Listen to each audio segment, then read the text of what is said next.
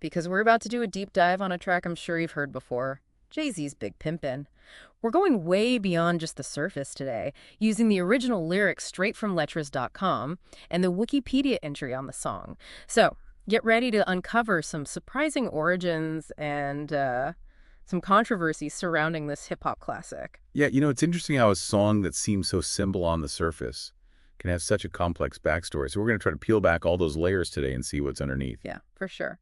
Okay, so let's start with the lyrics themselves. We all know Big Pimpin' is a collaboration between Jay-Z and UGK, Bun B, and Pimp C.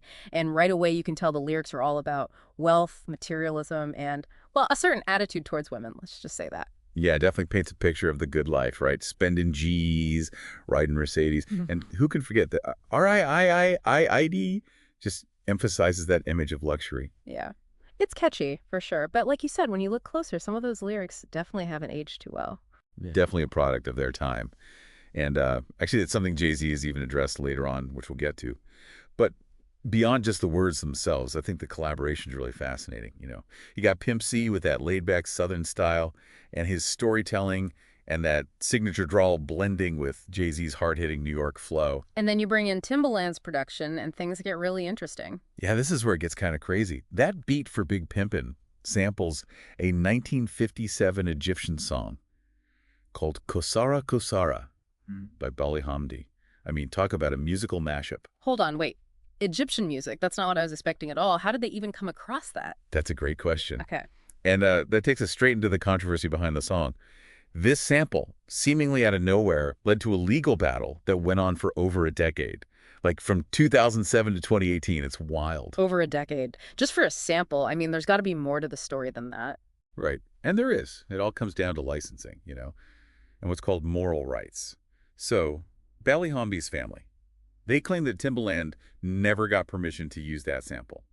And they felt like the whole vibe of Big Pimpin' really clashed with the original song. So did Timbaland actually get the rights to use the sample or what? Well, that's where it gets kind of murky. So Jay-Z actually testified in 2015 that he wasn't involved in the whole sample clearance thing personally. He was like, I make music, I don't clear samples. Mm. But his lawyers, they insisted that Hamdi's family did get paid for the sample. So it sounds like maybe proper clearance wasn't obtained at first, but eventually they reached some kind of agreement, some kind of financial settlement. Yeah, it seems that way. But this whole thing brings up some big questions that go beyond just legalities. It makes you think about the ethics of sampling, especially when you're borrowing from a culture so different from your own. It's not just about what's legal, it's about respect, right? Yeah. And understanding. But let's move on for a second. Let's talk about the impact of Big Pimpin'. I mean, it was a huge hit, right? Absolutely massive. It got to number 18 on the Billboard Hot 100, which back then was really saying something. Wow, top 20, that's incredible. So it was commercially successful. And Big Pimpin' also ended up on Rolling Stone's 500 Greatest Songs of All Time list. That's huge for a song that uses a sample from 1950s Egypt. Yeah, for real. And it shows you just how influential and appealing the song still is today. Yeah. And this next part makes it even more interesting. Even though it was such a big hit, later on, Jay-Z actually said he regretted some of the lyrics. What, really? What made him change his mind? I mean, Big Pimpin' was one of his biggest songs. Totally. And he didn't completely disown the song or anything Yeah. like that. But in 2010, he did an interview with the Wall Street Journal. And he specifically talked about how he felt about the way women were portrayed in the lyrics. He even called them harsh. So we're seeing a different side to Jay-Z now, someone who's more, well, reflective and maybe even critical of his own work. Exactly. And it makes you wonder, what changed his perspective? Was it just a change in society?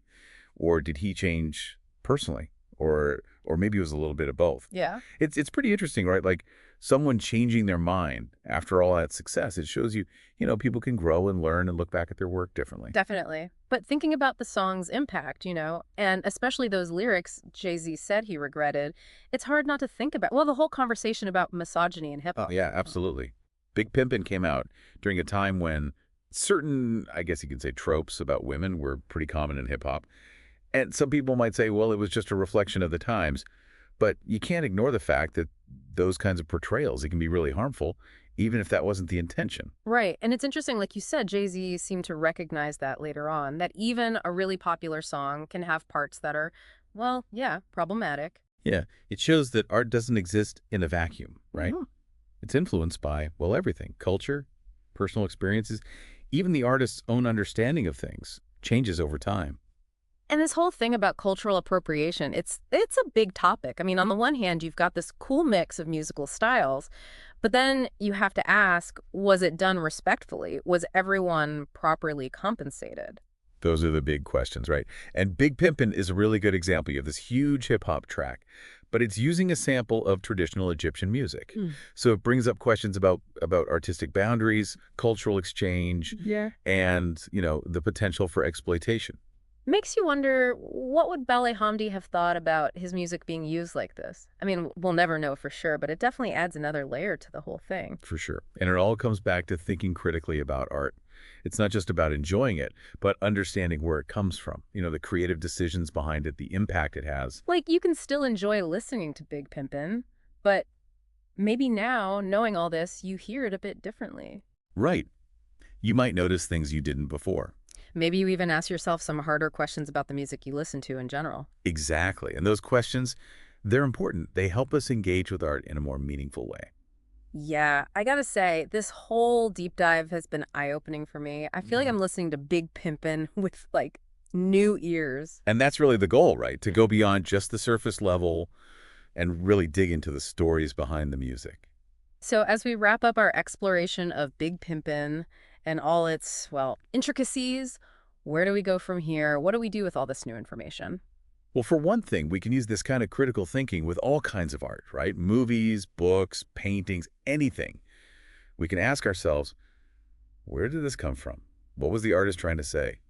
Does it reflect any, well, biases or perspectives that we need to think about? So it's about being more aware of the culture we consume, really thinking about what we're taking in. Exactly. And it's not about, canceling or dismissing anything that might be problematic.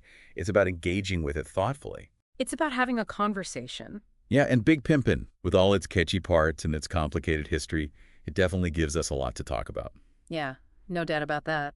And even with all this stuff we talked about, Big Pimpin' is still like a legendary hip hop song. You hear it and you just want to dance. It's part of the culture. True, true. It's kind of weird, right? Like, how do we enjoy a song when we know some of the stuff behind it is maybe not so great? Yeah, that's the question, isn't it? Can you separate the art from the artist? Or does knowing everything change how you feel about it? Tough one. I don't think there's an easy answer. I think it's up to each person, really. But the fact that we're talking about it, that we're thinking about these things, that's a good thing, right? That means we're engaging with art on a deeper level. That's what it's all about, right? This whole deep dive. We want you to look beyond the surface, think about all the different sides of things, and not just music, but movies, books, Yeah. everything. Yeah, be curious, ask questions, be open to different ways of seeing things. I mean, remember, art doesn't just appear out of nowhere. It comes from the artist's life, the culture, even legal stuff like we saw with the sample. We've covered a lot, haven't we? The lyrics, the controversy with the sample, the impact, and yeah, we talked about some tricky issues like the ethics of sampling and how women are portrayed. But I think after all that, we have a better understanding of Big Pimpin' now. It's like a snapshot of a certain time with both good and bad parts.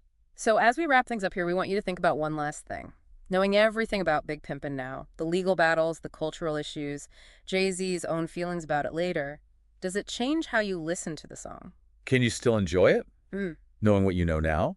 Or does it just sound different? That's something to think about. And not just with Big Pimpin', but with all the art we experience. Sometimes the most interesting journeys are the ones that take us deeper, below the surface, where the real meaning is. So keep exploring, keep asking questions, and keep thinking critically.